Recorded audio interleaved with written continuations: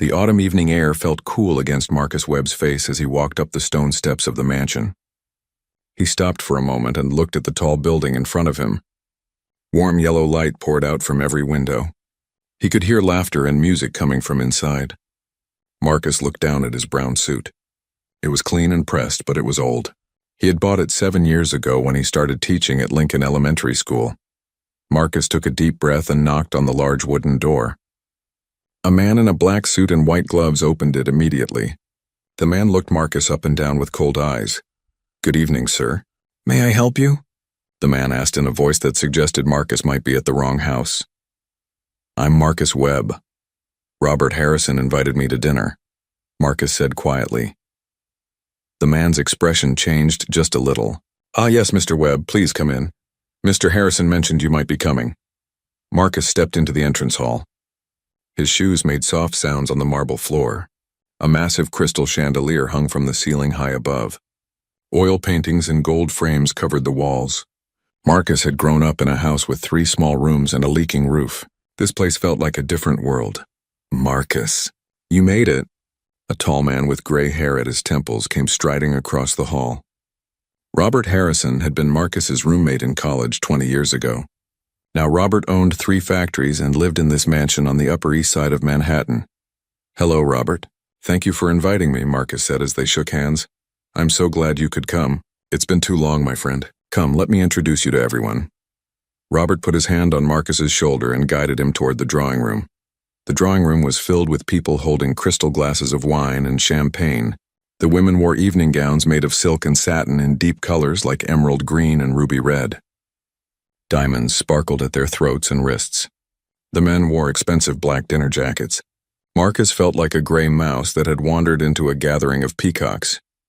"Everyone, I want you to meet an old friend of mine," Robert announced. "This is Marcus Webb. We went to college together." Several people turned to look at Marcus. Their eyes took in his simple brown suit and worn shoes. Most of them smiled politely and then turned back to their conversations. "Marcus, let me introduce you to some people," Robert said, leading him around the room. "This is Harold Whitmore. He owns the Whitmore Banking Company." Harold Whitmore was a large man with a red face and a gold watch chain stretched across his round belly. He shook Marcus's hand briefly. "Pleased to meet you, Webb. What line of business are you in?" "I'm a teacher. I teach music at a public school," Marcus said. Harold's smile froze for just a second. "A teacher, how admirable." He said the word like it tasted sour in his mouth. "Robert, I need to speak with you about that investment we discussed." Harold turned away, taking Robert with him. Marcus stood alone for a moment. He picked up a glass of water from a passing tray. He didn't drink alcohol. He needed to save every penny of his small salary. "And who might you be?" A woman's voice spoke beside him. Marcus turned to see a thin woman with sharp features and diamonds dripping from her ears. "I'm Marcus Webb, ma'am." "A friend of Robert's? How interesting. And what do you do, Mr. Webb?" She looked at him like he was a puzzle she was trying to solve.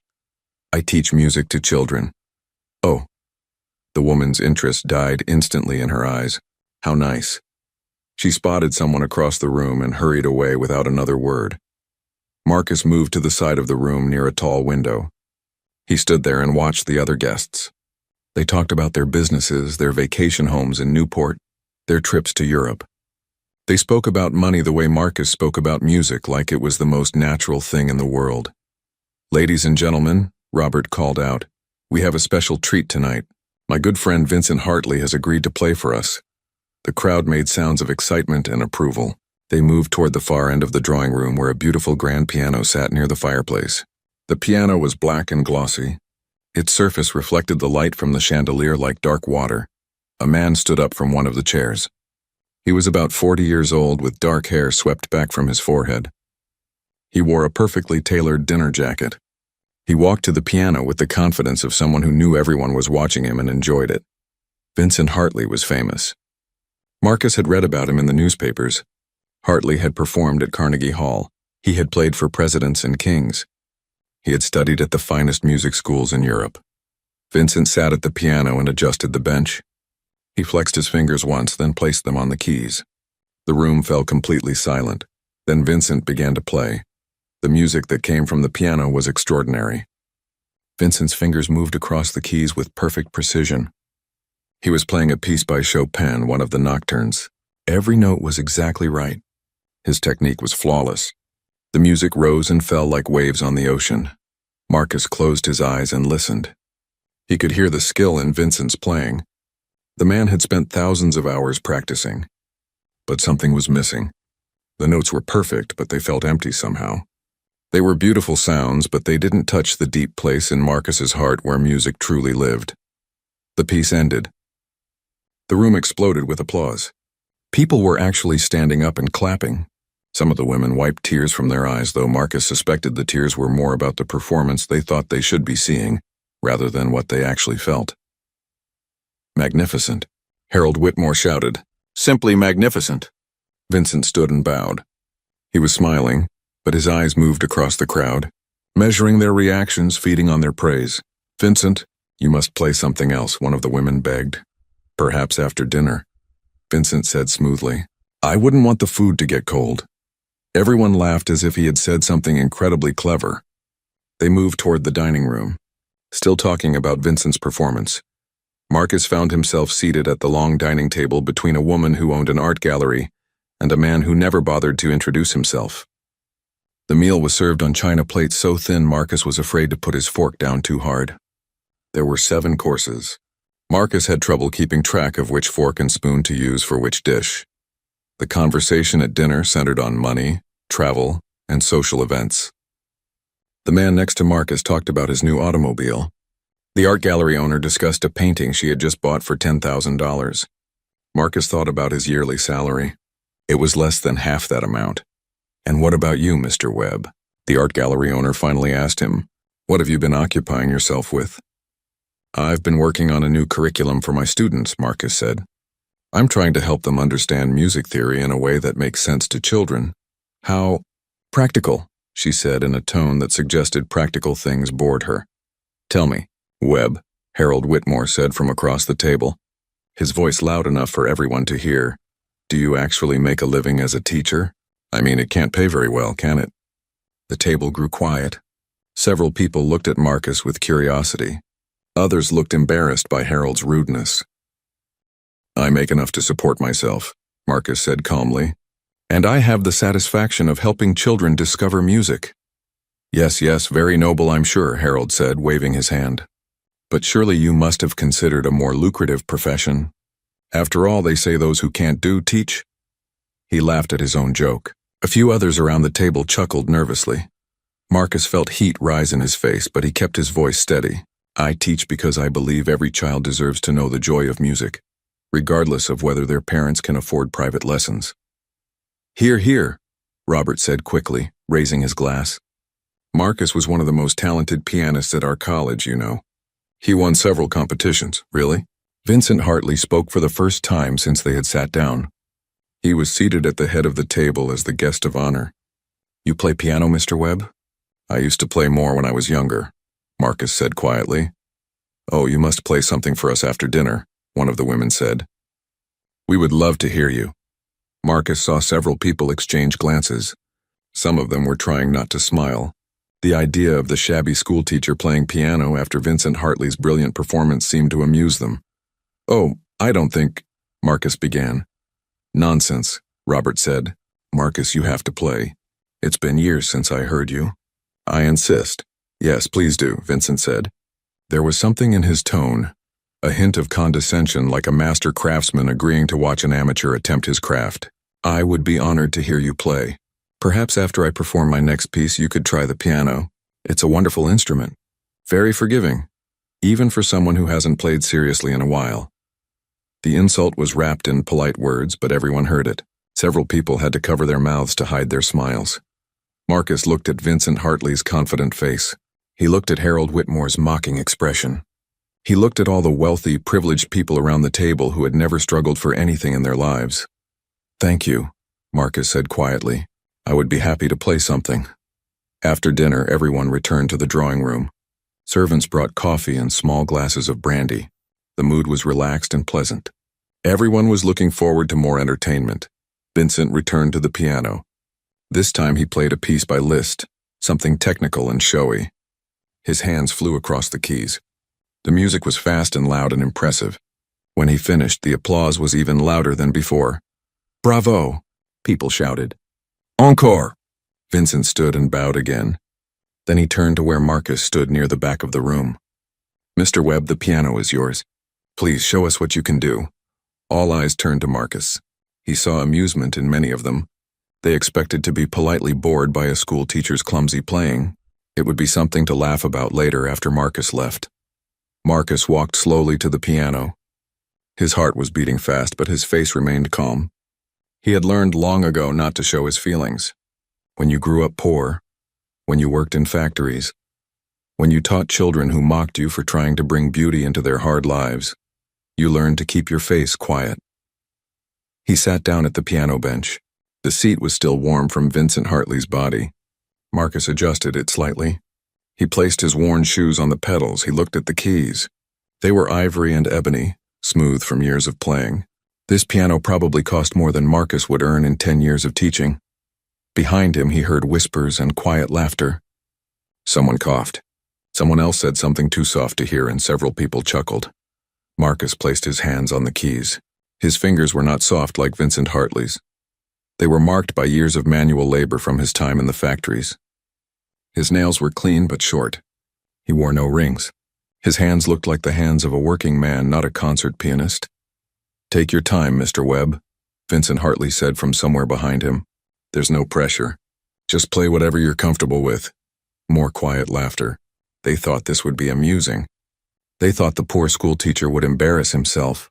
Marcus took a deep breath. He thought about his mother, dead these 10 years, who had sacrificed everything so he could learn music. He thought about Mrs. Chen, the elderly church organist who had taught him when he had nothing to pay her with. He thought about his students, children from families as poor as his own had been, who came to his class and discovered that they could create beauty with their own hands. He thought about all the hours he had practiced alone in his tiny apartment, all the nights he had composed music that no one else would ever hear, all the dreams he had set aside so that others might have a chance at theirs. Marcus closed his eyes. His fingers touched the keys, and then he began to play. The first notes were soft, almost too quiet to hear. Marcus's fingers rested on the keys as gently as butterfly wings. The room behind him grew silent as people waited to hear what this shabby school teacher would play. But Marcus wasn't in that drawing room anymore. His mind had traveled back through time, back to where his story truly began. He was 7 years old again, walking home from school in the small Pennsylvania coal mining town where he had been born. It was winter and snow covered everything. His shoes had holes in them. His feet were cold and wet. His stomach was empty. His father had died in the mine 2 years before, crushed by falling rocks. His mother worked 14 hours a day cleaning other people's houses. Young Marcus had taken a different way home that day. He had walked past the old stone church on Elm Street. The church was mostly empty during the week, but as Marcus passed by, he heard something that made him stop walking. Music was coming from inside the church. It wasn't the organ music they played on Sundays. This was something different. It sounded like water falling over stones. It sounded like wind moving through trees. It sounded like something beautiful that Marcus had never heard before. He pushed open the heavy church door and slipped inside. The church was cold and dim. Up near the altar, an old woman sat at an upright piano. Her back was bent with age. Her hands were twisted with arthritis, but those damaged hands were making the most beautiful sounds Marcus had ever heard. He stood in the back of the church and listened. He forgot about his cold feet. He forgot about his empty stomach. He forgot about everything except the music. The old woman finished playing and turned around. She saw the small boy standing in the shadows. "Hello, child," she said. Her voice was kind. "Did you come to hear the music?" Marcus nodded. He couldn't speak. His throat felt tight. "Would you like to come closer and see the piano?" she asked. Marcus walked slowly down the aisle. He had never been this close to a piano before. The woman patted the bench beside her. "Sit down. My name is Mrs. Chen. What's your name?" "Marcus," he whispered. "Well, Marcus, would you like to touch the piano?" Marcus reached out one small, dirty hand. His finger pressed down on one of the white keys. A single note sang out clear and pure. Marcus felt something wake up inside his chest. It was like a door opening in a dark room. "You like that?" Mrs. Chen asked, smiling. Marcus nodded. He pressed another key, and another. Each note was a small miracle. Would you like to learn to play, Marcus? Mrs. Chen asked. I don't have any money, Marcus said. His face felt hot with shame. Did I ask for money? Mrs. Chen said. I asked if you would like to learn, and so it began. Every day after school, Marcus went to the church. Mrs. Chen taught him. She taught him how to read music. She taught him how to place his fingers. She taught him how to listen, really listen to what the music was trying to say. Marcus practiced until his fingers hurt. He practiced until Mrs. Chen had to send him home because it was getting dark. He practiced in his mind when he was lying in bed at night, too poor to afford a candle for reading. His mother noticed the change in him. He seemed happier even though they were still poor, even though they still went to bed hungry some nights. What makes you smile like that? She asked him one evening. Music, Mama, Marcus said. Mrs. Chen is teaching me to play piano. His mother looked at him for a long time. Then she hugged him tight. Good, she whispered. Everyone needs something beautiful in their life. The years passed. Marcus grew taller and stronger. His playing grew better and better. Mrs. Chen said he had a natural gift.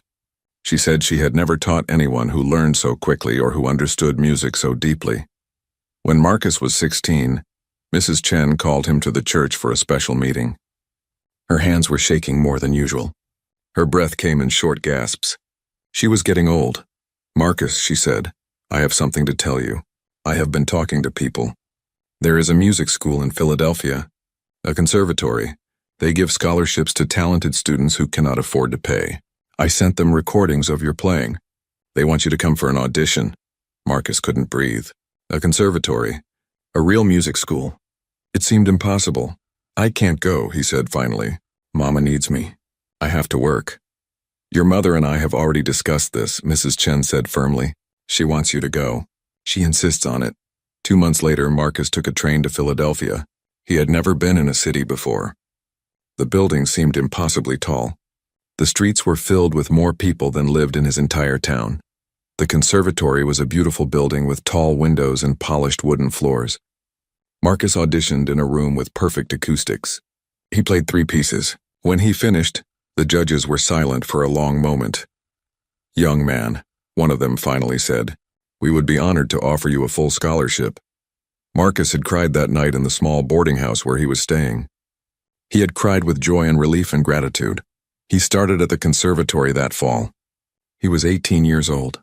He lived in a tiny room and ate 1 meal a day to save money, but he was learning from master teachers. He was playing on beautiful instruments. He was surrounded by music every day. He was happy. For the first time in his life, Marcus was truly happy. Then, 3 months into his first year, he received a telegram. His mother had collapsed while scrubbing floors in a rich man's house. She was in the hospital. The doctors said it was her heart. They said she had been working too hard for too many years.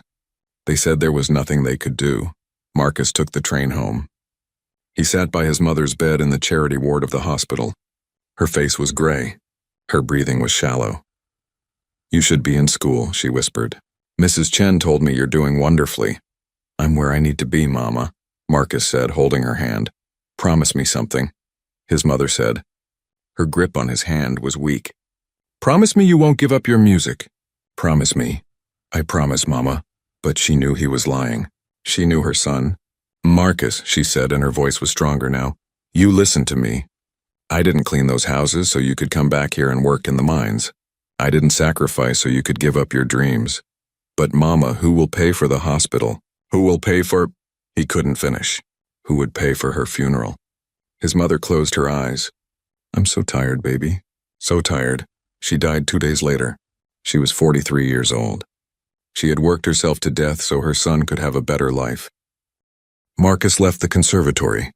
He never went back. He couldn't. His mother had debts. The hospital wanted money. There was the funeral to pay for. He got a job in a factory, then another job loading trucks at night. He worked 18 hours a day.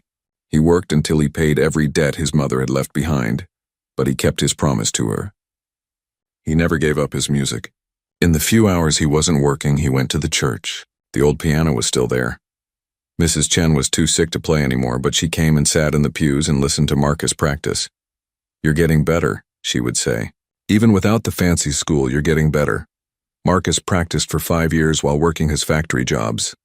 He practiced until his hands were calloused and his fingers were stiff from factory work. But every night, he made those damaged hands create something beautiful. Mrs. Chen died when Marcus was 25. She left him a letter. In it, she wrote, "Music is not about where you learn or who teaches you. Music is about truth. You have truth in your playing, Marcus. Don't ever lose that." Marcus kept working. He saved every penny he could.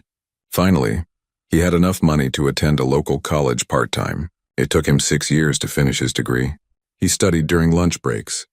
He wrote papers late at night after his factory shifts. That's where he met Robert Harrison. Robert was from a wealthy family. He was at college because it was expected of him. Marcus was there because he had fought and bled for every opportunity. They became friends anyway. Robert liked that Marcus didn't care about money or status. Marcus liked that Robert treated him like an equal, even though their lives were completely different. In their senior year, the college held a music competition. Robert convinced Marcus to enter. Marcus played a piece he had composed himself. It was about loss and struggle and the small joys that keep people going in hard times. He won first place. For a brief moment, Marcus thought maybe he could have a career in music after all. Maybe he could perform. Maybe he could compose, but reality had other plans. There were no jobs for unknown pianists from poor backgrounds. The music world was closed to people like him. He needed steady work. He needed to eat. He became a teacher. He got a job at Lincoln Elementary School in a poor part of the city. The school had one old piano with several broken keys. His students were children who came to school hungry, children whose parents worked multiple jobs, children who had never heard classical music before. Marcus taught them anyway. He taught them that music wasn't just for rich people in concert halls. He taught them that they could create beauty with their own hands. He taught them that art belonged to everyone, not just the privileged few. And at night, alone in his small apartment, Marcus composed.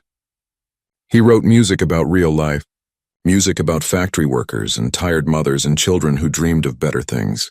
No one heard these compositions except him. He didn't write them for fame. He wrote them because he had to, because the music was inside him and needed to come out. He bought himself a small, upright piano. It took him 3 years to save enough money. It wasn't a grand piano like the one in Robert Harrison's drawing room, but it was his. And on that humble instrument, Marcus created some of the most honest music ever written. The years passed. Marcus kept teaching. He helped hundreds of children discover music. Some of them went on to play in orchestras. Some became music teachers themselves. Most just carried with them the knowledge that they could create something beautiful, even when life was hard. Marcus didn't mind that he wasn't famous. He didn't mind that he would never play in Carnegie Hall. He had something more valuable. He had truth. He had authenticity. He had music that came from real life, real struggle, real joy. Now, sitting at Robert Harrison's expensive piano, surrounded by wealthy people who had laughed at him, Marcus let all these memories flow through his fingers into the keys. The soft opening notes grew stronger. Marcus began to play the composition he had written 10 years ago, during the darkest time after his mother's death. The music spoke of loss, but it also spoke of survival, of continuing on even when everything seemed impossible. The conversations in the room behind him stopped. People grew quiet. They had expected to be politely bored. They had expected amateur playing, simple pieces, maybe a few mistakes that would confirm their low opinion of the school teacher. But this was something different. This was something they had never heard before. The music came from somewhere deep and true. It wasn't showing off. It wasn't trying to impress anyone. It was simply telling the truth in the language of notes and chords and melodies. Marcus's fingers moved across the keys with absolute certainty. His technique was flawless. His timing was perfect. But it was more than technical skill. There was something in his playing that made people hold their breath. Something that made their hearts ache with feelings they couldn't name.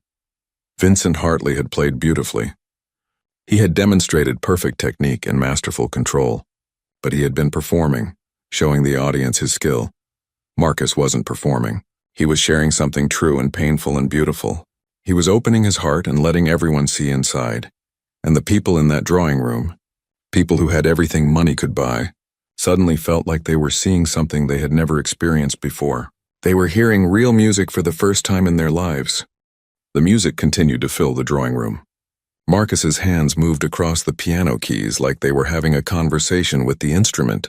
His composition was telling a story without words, painting pictures with sound. The piece moved through different movements, different emotions.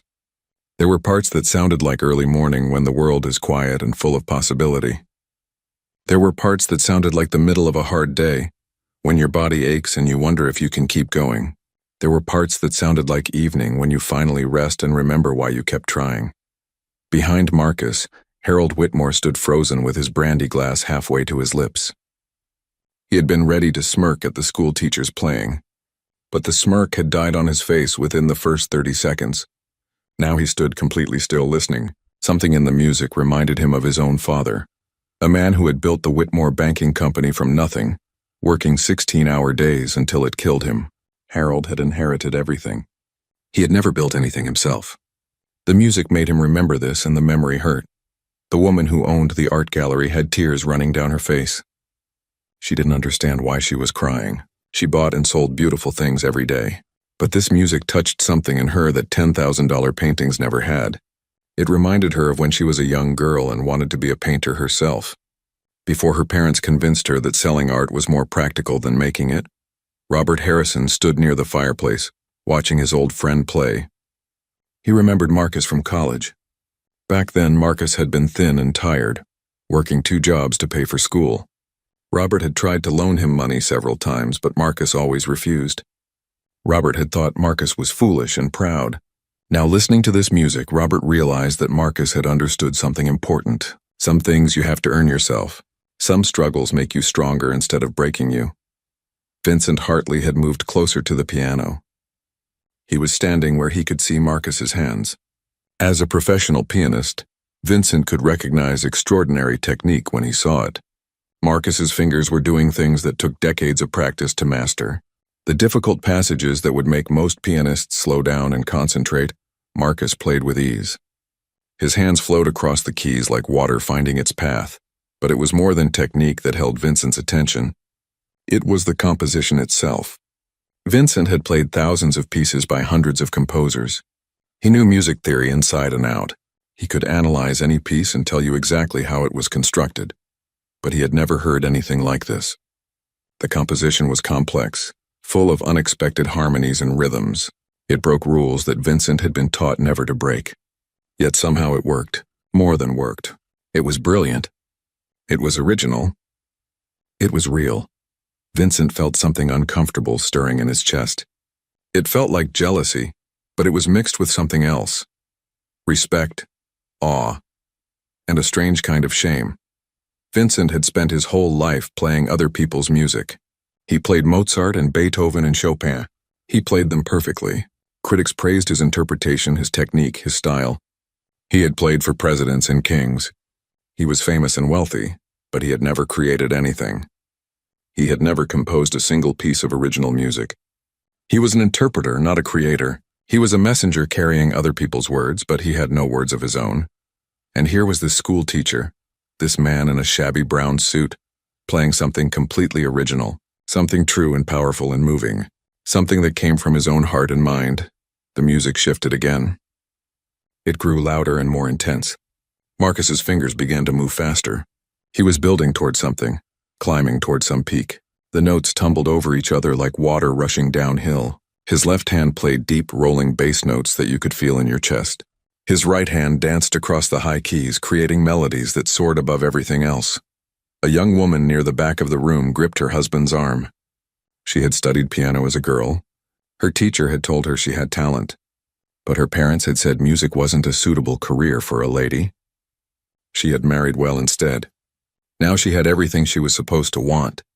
A rich husband, a beautiful home, social position, but listening to Marcus play, she felt something she hadn't felt in years. She felt awake. She felt alive. She remembered what it was like to love something for its own sake, not because it gave you status or security. The piece moved into a quiet section. After all the loud, intense playing, the sudden softness was like taking a breath after running. Marcus played a simple melody with his right hand. Just a few notes repeated with small changes. His left hand provided gentle accompaniment, like someone walking quietly beside you on a long journey. This section of the music felt like acceptance, like understanding that life is hard but also worth living, like recognizing that beauty exists even in difficult times. The melody was so simple a child could play it, but the way Marcus played it with perfect touch and timing made it profound. Vincent Hartley closed his eyes. He felt something breaking inside him. He had been playing piano for 35 years. He had dedicated his life to music. But had he ever played anything with this much honesty? Had he ever shared anything this real with an audience? He thought about his last concert at Carnegie Hall. He had played Rachmaninoff's Third Piano Concerto, one of the most difficult pieces ever written. The audience had given him a standing ovation. The newspapers had called his performance masterful. But he had felt nothing. He had been focused on technique, on not making mistakes, on living up to expectations. He had been so worried about being perfect that he had forgotten to feel the music.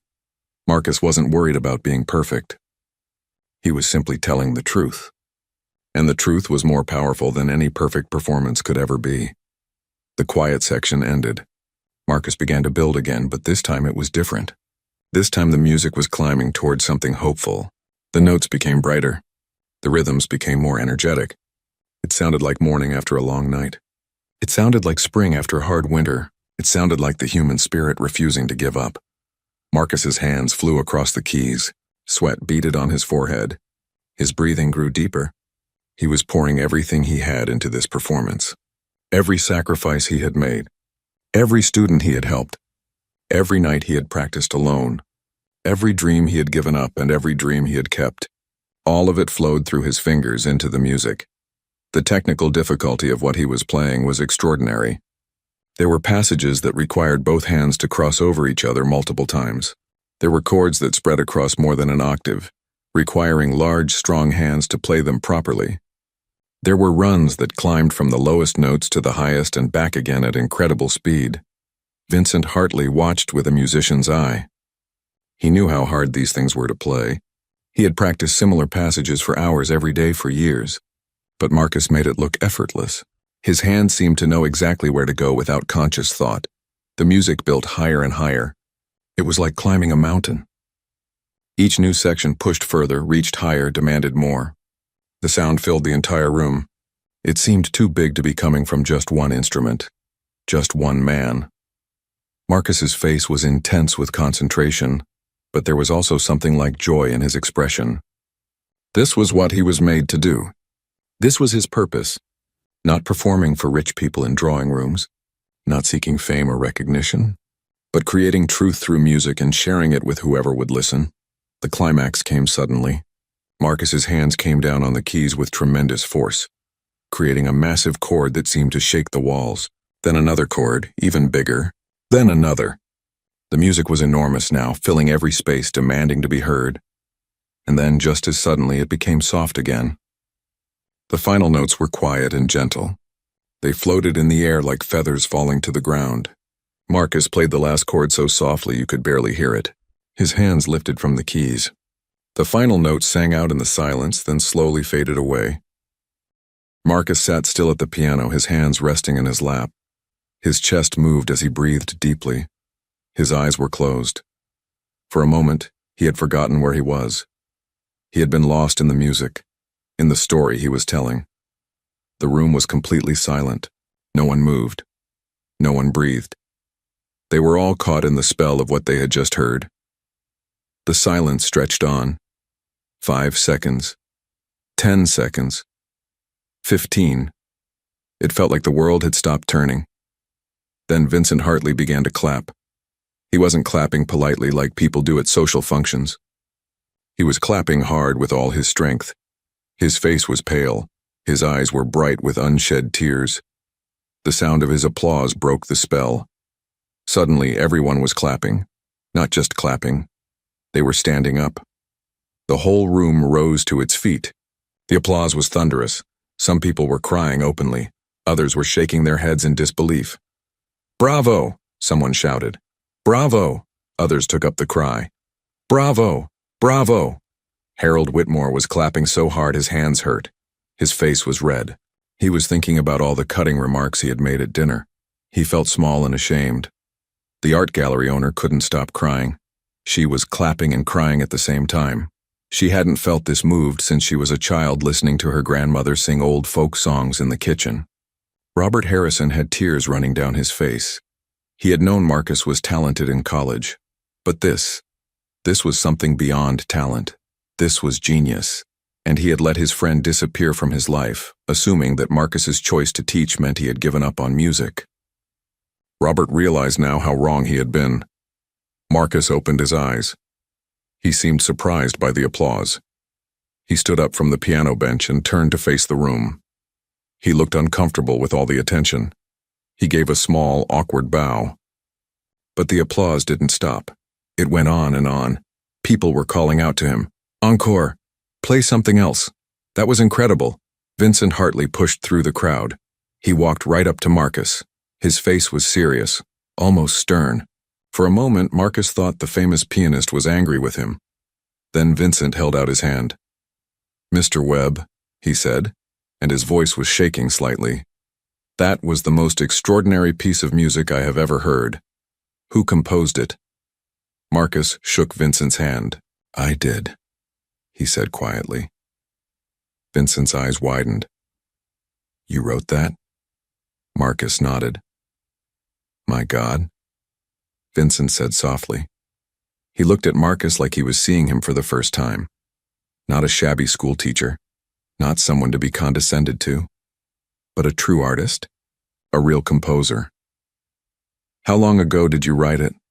"About 10 years ago," Marcus said. "Have you written other pieces?" Marcus hesitated. "Yes, quite a few." "And where have they been performed?" "Nowhere. I just play them for myself. In my apartment." Vincent looked like someone had struck him. "Nowhere? But this music needs to be heard. It needs to be shared. You need to be performing. You need to be recording your work." Other people were crowding around now, all wanting to talk to Marcus. The art gallery owner grabbed his hand. "Mr. Webb, that was beautiful, truly beautiful. Where can I hear more of your music?" I don't perform publicly," Marcus said. "But you must," she insisted. "Please, you must." Harold Whitmore pushed forward. His face was still red. "Mr. Webb, I need to apologize. What I said at dinner about teaching, I was wrong. I was a fool." He looked genuinely distressed. "It's all right," Marcus said gently. "No, it's not all right," Harold said. "I judged you without knowing anything about you." "I'm sorry." A well-dressed man Marcus hadn't met earlier introduced himself. "I'm Richard Morton. I'm a music patron. I fund concerts and recitals. Mr. Webb, I would be honored to sponsor a concert series featuring your original compositions. We could book a proper concert hall. We could—" "That's very kind," Marcus interrupted. "But I'm not looking for that."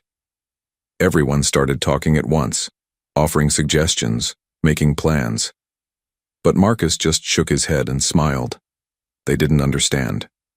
They thought he wanted what they wanted: fame, recognition, success in their terms. But Marcus had something more valuable. He had truth. And he knew that truth didn't need Carnegie Hall to be real. The crowd around Marcus continued to grow. Everyone wanted to talk to him. Everyone had questions. But Vincent Hartley raised his hand asking for quiet. "Ladies and gentlemen, please," Vincent said. "I think Mr. Webb could use some air. Perhaps we should let him rest for a moment." The crowd reluctantly stepped back, but their eyes stayed on Marcus. They looked at him differently now. The shabby suit didn't matter anymore. The worn shoes meant nothing. They had heard what was inside him, and they knew they had been in the presence of something rare. Robert Harrison touched Marcus's arm. "Come with me," he said quietly. "Let's go to my study where you can catch your breath." Marcus nodded gratefully. Robert led him out of the drawing room and down a hall. They climbed a staircase to the second floor. Robert's study was a comfortable room with leather chairs, walls of books, and a fireplace. He poured Marcus a glass of water from a crystal pitcher. "Thank you," Marcus said, drinking the water. His throat was dry. His hands were shaking slightly. The performance had taken everything out of him. "Marcus," Robert said, sitting down across from him, "I had no idea." All these years, and I had no idea you were still playing, still composing. I thought you had given up music when you became a teacher. I never gave it up, Marcus said. I just changed how I lived with it. But why didn't you tell me? Why didn't you stay in touch? I could have helped you. I could have introduced you to people. I could have— Robert, you're a good friend, Marcus interrupted gently. But I didn't want that kind of help. I made my choices. I'm at peace with them. Before Robert could respond, there was a knock at the door. Vincent Hartley stood in the doorway. May I come in? He asked. Robert looked at Marcus, who nodded. Vincent entered and closed the door behind him. He took a chair near Marcus. For a long moment, he just looked at the school teacher, studying his face. How did you learn to play like that? Vincent finally asked. Marcus told him. He told the story of Mrs. Chen and the old piano in the church. He told about his mother's death and leaving the conservatory. He told about the factory jobs and the years of practicing alone. He told about becoming a teacher and composing music in his tiny apartment. Vincent listened without interrupting. When Marcus finished, Vincent was quiet for a while. Then he spoke, and his voice was different than before. The condescension was gone. The pride was gone. He sounded humble, almost vulnerable. Do you know what I was thinking while you played? Vincent asked. I was thinking that I have wasted my life. That's not true, Marcus said. No, listen to me, Vincent insisted. I have spent 35 years playing piano. I have studied with the greatest teachers. I have performed in the finest concert halls. I have played for audiences of thousands, and yet I have never created anything. I have never written a single original piece of music. I am an interpreter, not an artist. I am a craftsman, not a creator. Being an interpreter is important, Marcus said. The world needs people who can bring the great composers to life for new audiences. Maybe, Vincent said. But tonight I heard something that made me realize what I'm missing. You put yourself into that music. Your heart, your soul, your experiences. When I play Chopin, I play the notes that Chopin wrote. But when you play your own compositions, you play something that could only come from you. It's authentic. It's real. Vincent leaned forward in his chair. His face was intense. I want to ask you something. Would you teach me? Marcus looked surprised. Teach you what? You're already a master pianist. Your technique is flawless. Teach me what you know, Vincent said. Not technique. Not theory. I know all that. Teach me how to find what's real in music. Teach me how to play with the kind of honesty I heard tonight. I've been playing piano my whole life, but I've forgotten why I started. I need to remember. Marcus was quiet for a moment, thinking. Then he said, I'll make you a deal. I'll work with you if you'll do something for me. Anything, Vincent said. Come play for my students. Once a month. Come to Lincoln Elementary School and play for children who have never been to a concert. Show them that music isn't just for rich people. Show them that someone like you, someone famous, thinks they matter. Vincent smiled. It was a real smile, warm and genuine. I would be honored. They shook hands. Robert watched this exchange with wonder. He was seeing two very different men, from very different worlds, finding common ground in their love of music. There was another knock at the door. Harold Whitmore stuck his head in. Sorry to interrupt, but there's a bit of a situation downstairs. Everyone wants to talk to Mr. Webb. A few people are getting rather insistent. Robert sighed. We'd better go back down. When they returned to the drawing room, Marcus found himself surrounded again. But this time the questions were more serious, more thoughtful. People wanted to know about his compositions. They wanted to know about his teaching. They wanted to understand how he had developed his unique voice. The art gallery owner, whose name was Margaret Sullivan, pulled Marcus aside. Mr. Webb, I want you to listen to me very carefully. I have been in the art world for 20 years. I know real talent when I see it or hear it. What you played tonight was genius. It deserves to be shared with the world. Mrs. Sullivan, I appreciate that, Marcus said. But my life is my students. That's where I'm needed. What if you could do both? Margaret asked. What if you could continue teaching and also share your music more widely? Think about it. If people heard your compositions, if they knew your story, you might inspire others, other teachers, other people who gave up their dreams, other people who think they're too old or too poor or too ordinary to create something beautiful. Marcus started to shake his head, but Margaret held up her hand. Just think about it. That's all I ask. Don't give me an answer tonight. Just think about it. Richard Morton, the music patron, joined their conversation. Mrs. Sullivan is right, Mr. Webb. Your music needs to be heard. But I understand your reluctance. You've built a life that works for you. You've made peace with your choices. I respect that. But consider this. You could record your compositions. Just recordings. You wouldn't have to perform publicly if you don't want to. But the recordings could exist for anyone who wanted to hear them. Your students, for instance. Wouldn't you like them to hear what you've created? Marcus thought about his students. Sarah, who was so shy she could barely speak, but who became confident when she played piano. Miguel, who came from a home where both parents worked night shifts and who found peace in music. Little Amy, whose father was in prison and whose mother was struggling with addiction, but who lit up every time she learned a new song. What would it mean to them if they could hear their teacher's music? If they could know that their ordinary-looking teacher in his shabby suit had created something beautiful and true? I'll think about it, Marcus said finally. The evening continued. People kept approaching Marcus with offers, suggestions, ideas. Some wanted to commission new works. Some wanted to arrange concerts. Some just wanted to talk about music and hear more of his story. Marcus was polite to everyone, but he gave no firm commitments. He listened more than he spoke. He watched these wealthy, privileged people with their expensive clothes and their easy lives. They were good people, most of them. They weren't cruel or mean. They just lived in a different world than he did. As the night grew late, guests began to leave. Each one stopped to thank Marcus and to tell him how much his performance had meant to them. Harold Whitmore shook his hand and apologized again for his rudeness. Margaret Sullivan pressed her card into his hand and made him promise to call her. Richard Morton did the same. Finally, only Marcus, Robert, and Vincent remained in the drawing room. The servants had cleared away the glasses and plates. The fire in the fireplace had burned down to embers. "Marcus," Robert said, "you know you've changed everything tonight, don't you?" "I just played piano," Marcus said. "No," Vincent said firmly. "You did something much more important than that. You reminded us what music is supposed to be, not performance, not technique, not entertainment, but truth. You reminded me, at least. And I needed that reminder more than you know." Vincent stood up. He went to the piano and ran his hand along its polished surface. "I have a confession to make," he said. "I haven't enjoyed playing piano in years. Every performance feels like a burden. Every concert feels like a test I might fail.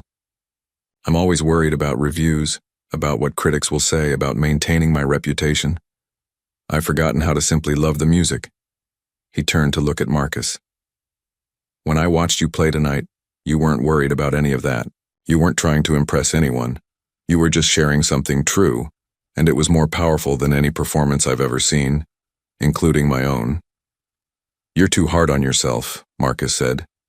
"You have a great gift. You bring joy to thousands of people." "Maybe," Vincent said, "but I want to bring truth like you do. I want to play with that kind of honesty. That's why I really meant it when I asked you to teach me. I need to learn what you know." "What I know isn't complicated," Marcus said. "I just play what's in my heart. I write about what I know. I don't try to be clever or impressive. I just try to be honest." "See, that's exactly what I need to learn," Vincent said. "How to be honest. How to stop performing and start communicating. How to remember why I fell in love with music in the first place." Robert had been listening to this conversation quietly.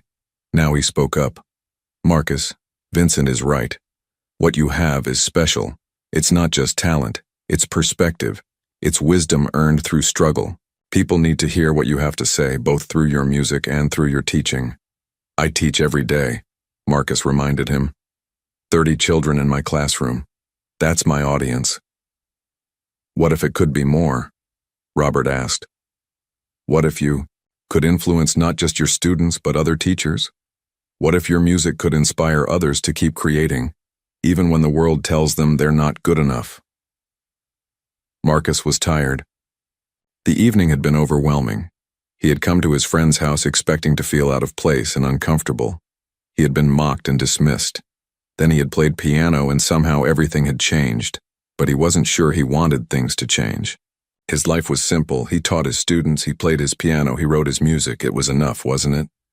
"I need to go home," Marcus said, standing up. "It's late. Thank you for the evening, Robert." "Let me call a car for you," Robert said. "I'll take the train. It's fine." Absolutely not, Robert insisted. My driver will take you home. It's the least I can do. Marcus was too tired to argue. He said goodnight to Vincent and Robert. Vincent reminded him of their agreement. I'll come to your school next month. We'll arrange a time. I'll hold you to that, Marcus said, smiling slightly. Robert walked Marcus to the front door. Before Marcus left, Robert gripped his shoulder. I'm sorry I lost touch with you all these years. I'm sorry I didn't know what you were doing, what you were creating. I won't make that mistake again. You have your life, I have mine. We're different people now than we were in college. Maybe, Robert said. But tonight reminded me that the best parts of us don't change. You were always the most dedicated, most passionate person I knew. You still are. I'm proud to know you, Marcus. I'm proud to call you my friend. Marcus felt a lump in his throat. He nodded, not trusting himself to speak. Then he went out into the cool autumn night and got into Robert's car. As the car drove through the dark streets toward Marcus's neighborhood, he looked out the window at the city. The lights of Manhattan glittered like stars. Somewhere in those buildings were his students, sleeping in small apartments like his own. Tomorrow they would wake up and go to school, and he would be there to teach them, like he always was. That was his real life. Not fancy drawing rooms and wealthy patrons, not offers of concerts and recordings, just him and his students and the piano in his classroom and the music they made together. But as the car drove on, Marcus found himself thinking about what Margaret Sullivan had said. What if his music could inspire others? What if the children who heard it could know that ordinary people could create extraordinary things? He thought about Vincent Hartley's words, the famous pianist who had everything but felt empty, who needed to remember why he loved music in the first place. Maybe Marcus did have something to share, not just with his students, but with the wider world.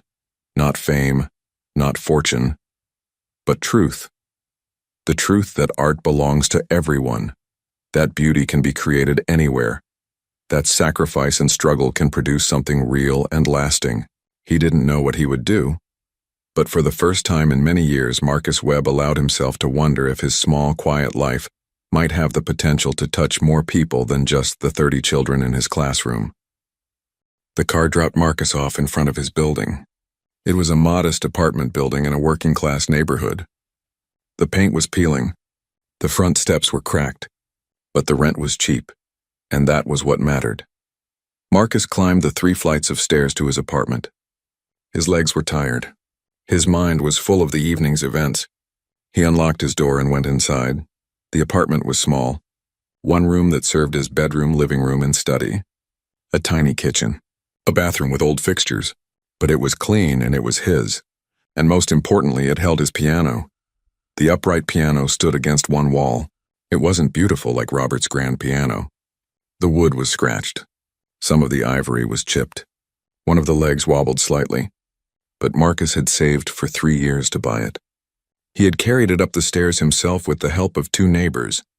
He had tuned it himself, learning how from a library book. Marcus sat down at the piano bench. He was still wearing his brown suit, the one the wealthy guests had looked down on. He placed his hands on the familiar keys. These keys knew his fingers. They had felt his touch thousands of times. He began to play softly. Not the composition he had performed at Robert's house. Something new, something that had started forming in his mind during the car ride home. The music spoke of 2 worlds. The world of wealth and privilege he had just left. The world of struggle and simplicity where he lived. The music asked a question. Which world was real, or were they both real, just different? As Marcus played, he thought about Vincent Hartley, the famous pianist who had everything but felt empty, who had mastered technique but lost touch with truth. Vincent reminded Marcus of something important. Success didn't always mean fulfillment. Fame didn't always mean happiness. Marcus had made his choices consciously. He had chosen teaching over performing. He had chosen his students over concert halls. He had chosen a small, quiet life over recognition and wealth. And until tonight, he had been certain those choices were right. But now doubts crept in. What if Margaret Sullivan was right? What if he could do both? What if he could keep teaching and also share his music more widely? Would that be giving in to ego? Or would it be sharing a gift that could help others? Marcus stopped playing. He stood up and went to the small desk in the corner. He pulled open the bottom drawer. Inside were dozens of notebooks, each one filled with handwritten musical scores, compositions he had written over the past 15 years. He pulled out one of the notebooks and opened it. The pages were covered with notes and measures and dynamic markings, all in his own handwriting, music that no one but him had ever heard. There were pieces about his mother, pieces about Mrs. Chen, pieces about his students, pieces about the factory where he had worked, pieces about loneliness and hope and perseverance. Each one was a small piece of truth captured in musical notation. What would happen to all this music when he died? Would it just be thrown away? Would these notebooks end up in a trash bin? All those truths lost forever? Marcus sat at his desk and put his head in his hands. He was tired. Not just physically tired from the evening. Tired in a deeper way. Tired of being invisible. Tired of having something to say but no one to say it to except himself. He had told himself for years that recognition didn't matter, that the work itself was enough, that teaching his students was reward enough. And most days that was true. Most days he believed it completely. But tonight had shown him something different. The people at Robert's house had been moved by his music. Really moved. Some had cried. Some had been changed. His music had communicated something they needed to hear. Was it selfish to want that to continue? Or was it selfish to keep his music hidden, to let it die with him? Marcus didn't know. He went to bed troubled, unable to sleep. His mind kept replaying the evening. The laughter when he sat at the piano, the silence when he began to play, the applause afterward, Vincent's face, Margaret's words, the possibilities he had never considered before. The next morning was Monday. Marcus woke early as always. He made simple breakfast of oatmeal and tea. He put on his teaching clothes, another old suit. He gathered his books and papers. Then he walked to Lincoln Elementary School just like he did every Monday morning. The school was a brick building in a poor neighborhood. The playground was cracked asphalt with a few pieces of old equipment. The building needed paint. The windows needed repair. But inside were 300 children who deserved the best education they could get, even if their school had no money. Marcus's classroom was on the second floor. It had 30 desks, a chalkboard, and the old piano with broken keys that the school had given him.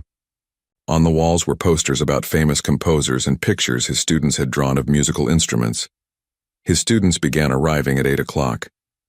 They came in talking and laughing, their backpacks worn and their clothes often too small or too large.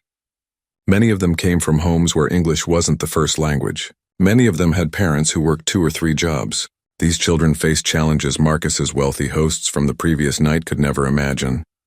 "Good morning, Mr. Webb," Sarah said shyly as she took her seat. Sarah was 10 years old and painfully shy, but when she played piano she became confident and alive.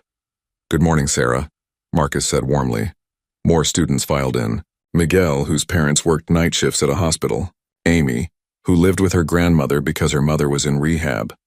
David, who stuttered when he spoke but never stuttered when he sang. Each child carrying their own burdens, their own struggles. When all the students were seated, Marcus began the day's lesson.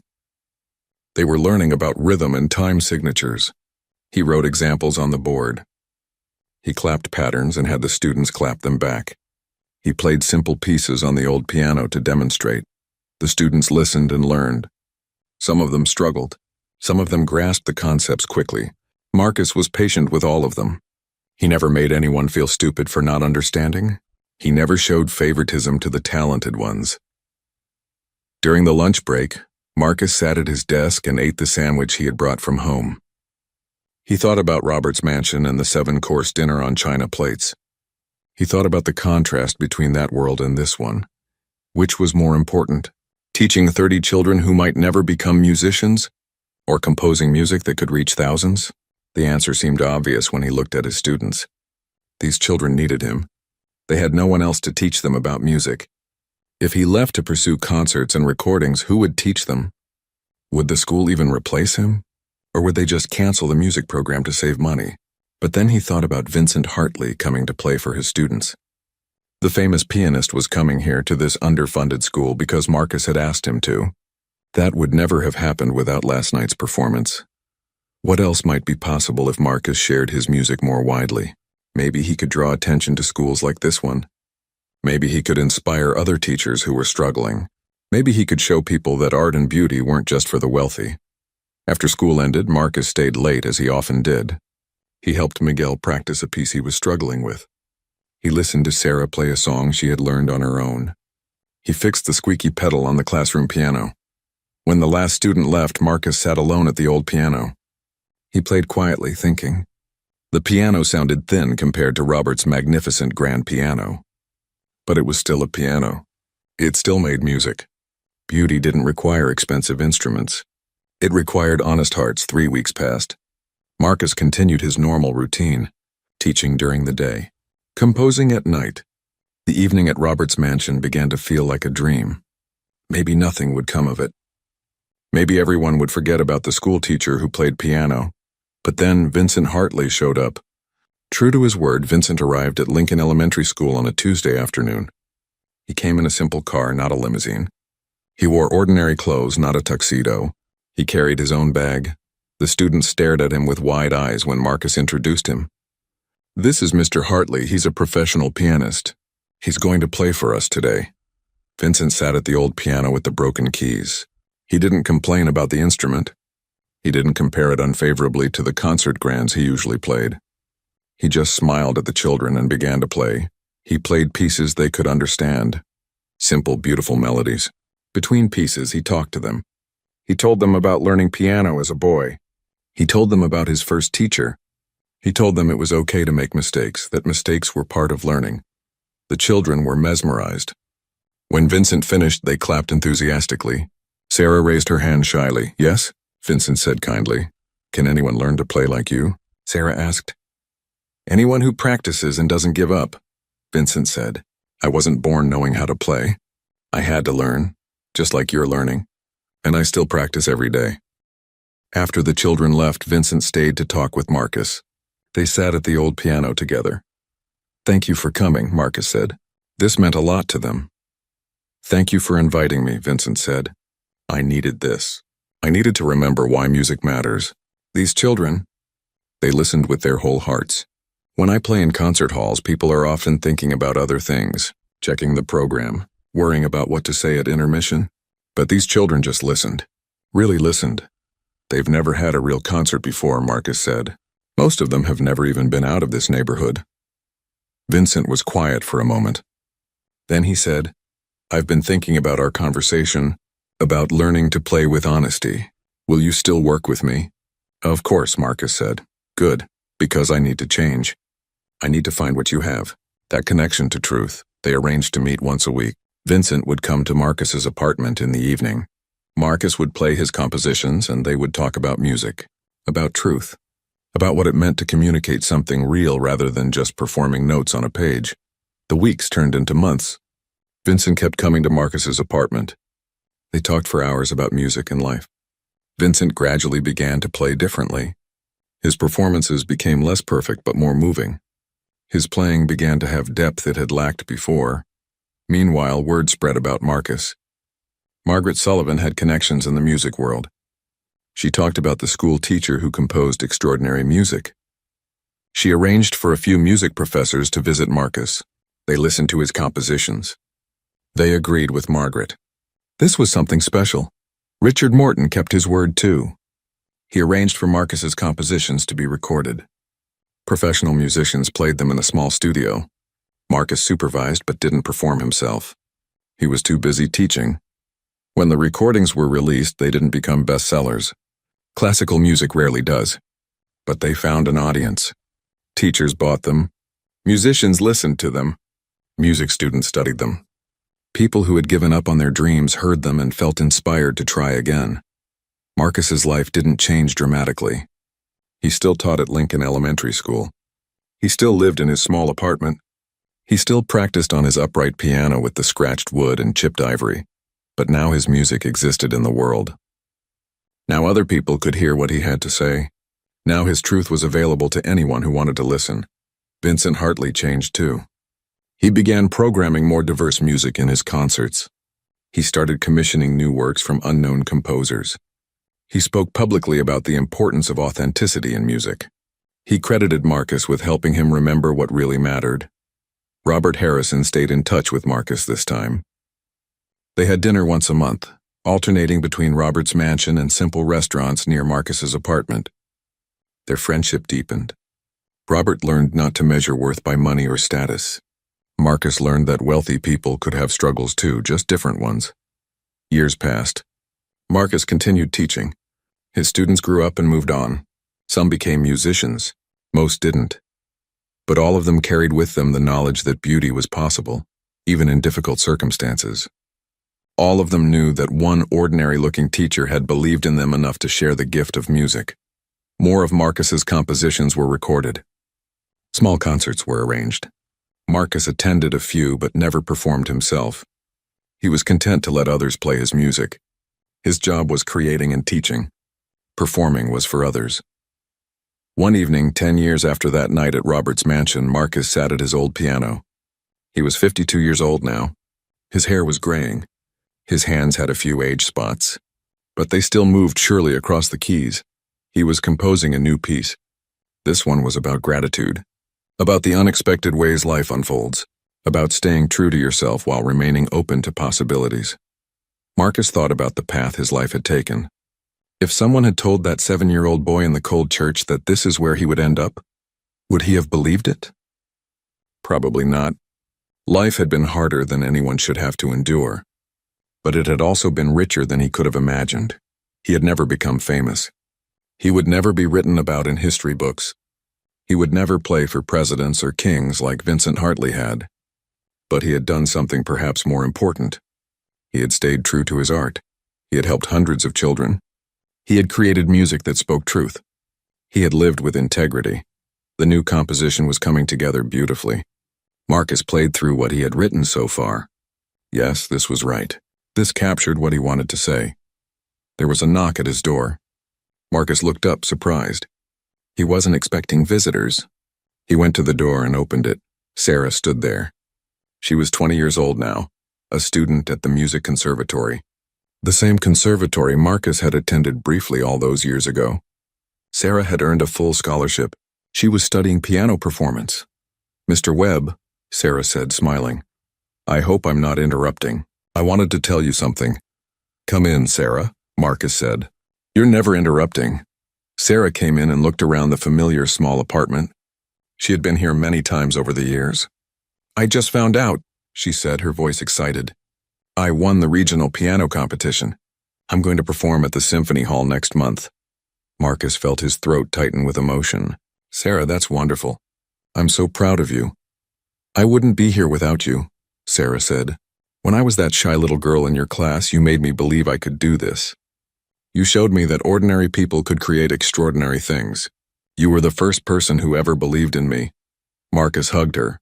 "You did this yourself, Sarah. You worked hard. You never gave up." "I want you to come to the concert," Sarah said, "please. It would mean everything to me." "I'll be there," Marcus promised. After Sarah left, Marcus sat back down at his piano. He looked at his notebooks full of compositions. He thought about Vincent Hartley, who had learned to play with his heart as well as his hands. He thought about his students, hundreds of them over the years, all carrying a little piece of what he had taught them. He thought about that evening at Robert's mansion when they had laughed at him, when they had expected him to embarrass himself. He hadn't been trying to prove anything to them. He had simply played what was true, and somehow that truth had rippled out into the world in ways he never expected. It had changed Vincent. It had inspired other teachers. It had helped children like Sarah believe in themselves. It had reminded people that art belonged to everyone, not just the wealthy and privileged. Marcus began to play his new composition again, the gratitude piece. He played softly, letting the music speak what words could not. Outside his window, the city was growing dark. Lights were coming on in windows all across the neighborhood. Behind each light was a life, a story, struggles and joys and dreams. Marcus's music floated out through his open window. In the apartment below, an old woman heard it and smiled. Across the hall, a young father rocking his crying baby felt the baby grow calm at the sound. On the street below, a teenager walking home from work stopped to listen for a moment before continuing on. They didn't know who was playing. They didn't know the story of the music teacher who had been laughed at in a mansion's drawing room. They didn't know about sacrifices and struggles and dreams deferred. They just knew that somewhere in their hard world, someone was creating beauty. And that was enough. That was everything. Marcus played on into the evening, alone but not lonely, unknown but not forgotten. His hands moved across the worn keys of his humble piano, creating truth one note at a time. And in that small apartment, in that struggling neighborhood, something profound was happening, something that money couldn't buy and fame couldn't give. A life lived with purpose, art created with integrity, truth shared freely with anyone who would listen. That was success. That was victory. That was everything that really mattered.